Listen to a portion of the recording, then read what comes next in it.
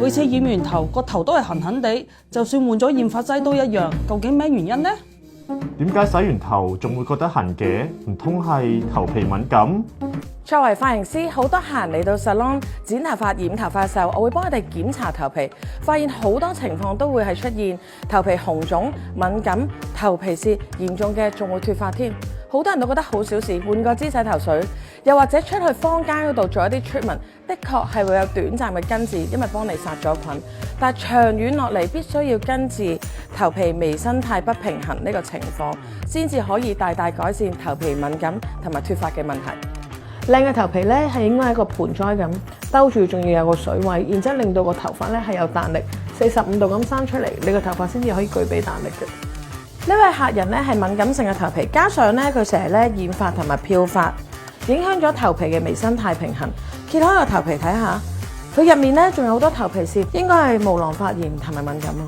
我特登教到你呢個底層200倍嘅放大啊！呢個係你睇唔睇到成個頭皮屑已經係凌空咁樣黐住喺佢個髮徑裏面啦。用翻啱嘅產品，譬如就好似添康髮咁樣，幫你可以打造到一個完美嘅微生態頭皮咧，絕對幫助你嘅頭髮生長。先生知唔知道咩叫頭皮微生態啊？冇聽過喎。小姐，見你啲頭髮好靚喎，係唔係有染髮習慣呢？係啊，女仔貪靚啊嘛。知唔知道其實染髮咧會影響頭皮微生態㗎？嚇，有咁嚴重咩？不過有陣時染完頭髮個頭都會痕痕地，有時仲試過拗到紅晒，跟住之後我又唔敢再拗喎，但係我唔染又唔得，染又覺得痕，都唔知點算，真係好煩啊！如果你個頭皮出現好多頭皮嘅狀況，或者你染完頭髮之後咧，就發現好痕，咁係代表住你嘅頭皮微生態不平衡。個原理就好似腸道一樣，有好菌同埋壞菌。當好菌多過壞菌嘅時候，就代表住你嘅頭皮健康。相反，如果壞菌多過好菌，即係代表你個頭皮病咗啦。Hello， 大家好，我係阿 Ray。我最近咧就係用緊一款叫做添康髮頭皮髮肌養護系列。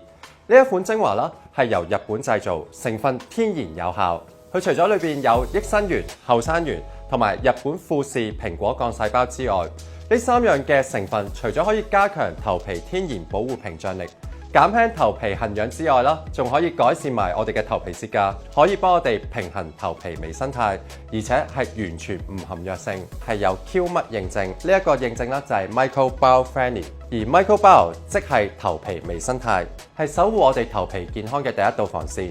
而呢一個認證啦，除咗我之外，你哋自己都可以上網查到㗎。市面上真係冇乜頭皮護理產品啦，係有呢一個 Q 嘜認證。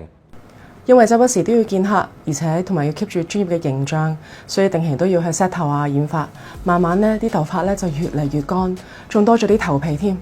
染完髮之後仲會頭痕，試過買咗好多止痕嘅敏感頭皮護髮產品，初時都有啲效，但係停咗一陣，啲頭皮又出翻嚟啦。而家我啲頭皮健康晒，又止痕，少咗啲頭皮，亦都冇咁容易敏感。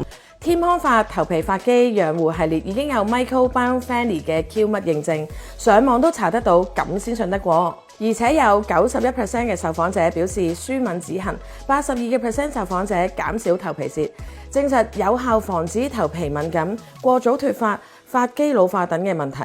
日本製造，適合任何髮質，可以放心使用。由今日起養成頭皮好菌，提升髮肌防禦力。